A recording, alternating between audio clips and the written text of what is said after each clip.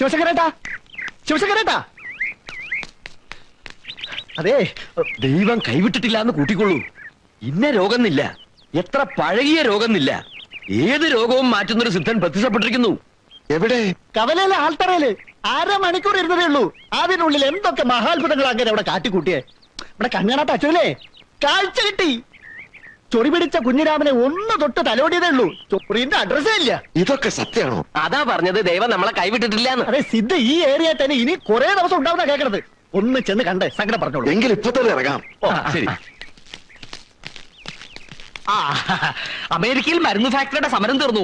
പെട്ടെന്നൊരാളയക്കണം എന്ന് വെച്ചാൽ വിമാനത്തിന്റെ ടിക്കറ്റ് എടുക്കണം എന്നർത്ഥം. ആ പണപ്പെട്ടിക്ക് എടുത്തോളൂ. പണപ്പെട്ടി എടുക്കാതെ കാര്യം നടക്കുമോ നോക്കട്ടെ. അതെങ്ങനെയാ നേരെ? ദൈവം നമുക്കൊരു വഴി കാണിച്ചു തന്നിട്ടുണ്ട്, അതുകൂടെ കഴിയട്ടെ. അതെന്താ? ഇപ്പൊ തീർന്നിട്ട് അതൊക്കെ പിന്നെ പറയാം.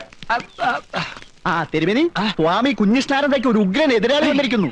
ഒന്ന് കരുതിയിരിക്കാൻ പറഞ്ഞോളൂ.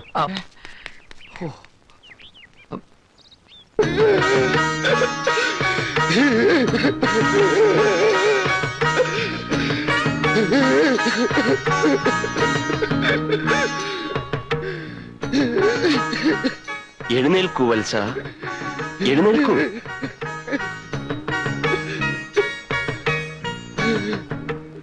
ഓം ജഗദ്ഗുരു. പുത്രീ ദുഃഖമാണല്ലേ? എല്ലാം നാം അറിയുന്നു. സവിധത്തിലെത്തിയത് ഭാഗ്യമായി. പുത്രിയെ നാം സംരക്ഷിച്ചുകൊള്ളാം. ആദ്യം അവളെ നേരിൽ കൺപാർക്കാനുള്ള ഏർപ്പാടുകൾ ചെയ്യൂ. ചെയ്യാ സ്വാമി.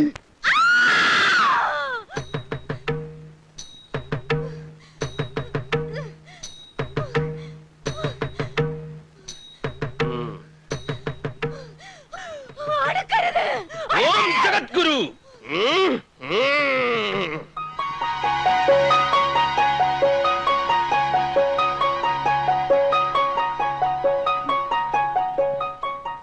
ഓം ജഗദ്ഗുരു. ഈ ഫോട്ടോയിൽ കാണുന്നത് കാഷായ വസ്ത്രധാരിയായ ഞാൻ തന്നെയാണ്. ഞങ്ങൾ ക്ലാസ്മേറ്റ്സ് ആണ്. ദേവി മഹാമായേ. ഉണ്ണി പറഞ്ഞതനുസരിച്ച് ഭ്രാന്ത് അഭിനയിക്കുന്നവരെ പറഞ്ഞു. ഇതിനൊരു അവസാനം വേണ്ടേ? അത് നാളെയാണ്. ഞാനിവിടെ ഒരു ഹോമം നടത്തും. മറ്റു കാര്യങ്ങൾ വഴിയെ അറിയിച്ചോളാം. ഞാനിപ്പോ കുട്ടിയെ ഹിപ്നോട്ടൈസ് ചെയ്യാൻ പോവാണ്. മയങ്ങിയും കിടന്നാൽ മതി. രാമം ദശരഥം വിദ്ധിമാം വിത്തി ജനകാത്മജാം. കുട്ടി ഉറങ്ങുകയാണ്, കുട്ടി ഉറങ്ങുകയാണ്, കുട്ടി ഉറങ്ങാൻ പോവുകയാണ്, കുട്ടി ഉറങ്ങാൻ പോവുകയാണ്.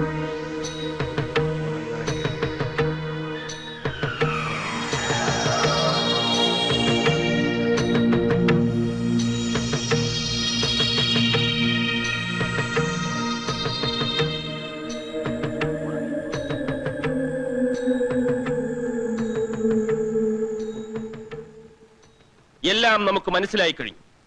ഭഗവാൻ കൃഷ്ണന്റെ നാമധേയമുള്ള ഒരു ചെറുപ്പക്കാരനുമായി ഈ കുട്ടി പ്രണയത്തിലായിരുന്നു അല്ലേ? ഉണ്ണികൃഷ്ണനെ പറ്റിയ അവൻ വിചാരിച്ചാലേ ഈ ഭ്രാന്ത് ശമിക്കൂ. അവൻ നാട് വിട്ടു പോയി സ്വാമി. അവനെ ഈ നാട്ടിൽ നിന്ന് ഓട്ടിച്ചു എന്നുള്ളതല്ലേ സത്യം? സാരമില്ല, അവൻ വരും.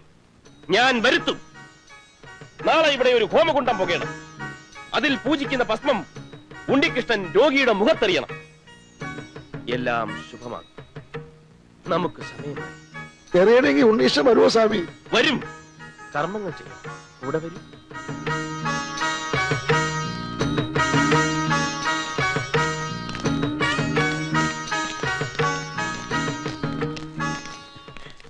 ഇതാണ് ഞങ്ങളുടെ ലോക്കൽ സ്വാമി, സ്വാമി കുഞ്ഞിഷ്ണാനന്ദ.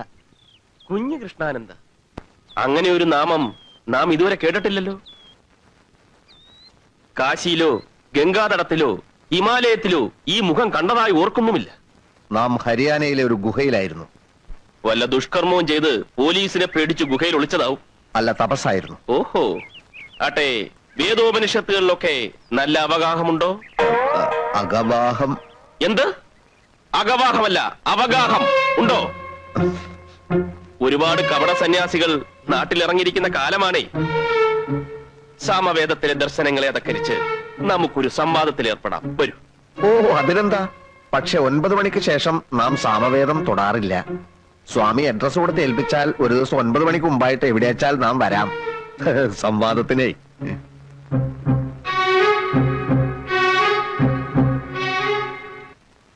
അച്ഛനൊന്ന് വിളിച്ചോ?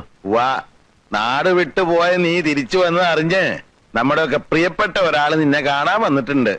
ആരാച്ചാ? പ്രിയപ്പെട്ട ആള് ഞാൻ മറവിന്ന് പുറത്തേക്ക് വരാം.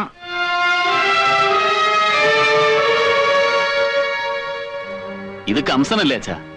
സ്വന്തം പെങ്ങളുടെ മക്കളെ കൊല്ലാൻ നടക്കുന്ന കംസൻ. പക്ഷെ കംസൻ ഇപ്പോ ഉണ്ണികൃഷ്ണന്റെ സഹായം എന്തോ വേണത്രേ. ഉണ്ണികൃഷ്ണൻ ഇനി ഒരു ദൗത്യമേ ബാക്കിയുള്ളൂ. അതെന്താണ്? കംസവധം. ഏതോ ഒരു സിദ്ധം പറഞ്ഞത്രേ അയാള് ജപിച്ചിരുന്ന ഭസ്മം നീ ഇയാളുടെ മകളുടെ ദേഹത്തിട്ട് അവിടെ ഭ്രാന്ത് മാറുമെന്ന്. അങ്ങനെ അവളുടെ ഭ്രാന്ത് മാറിയിട്ട് എനിക്കെന്താ പ്രയോജനം? കേട്ടില്ലേ? എന്താ വേണ്ടച്ചാ ചോദിച്ചോളൂ ഉണ്ണീഷ. ഓ, എന്ത് ചോദിച്ചാലും ഉടനെ തരുന്ന ആളാന്നറിയാം.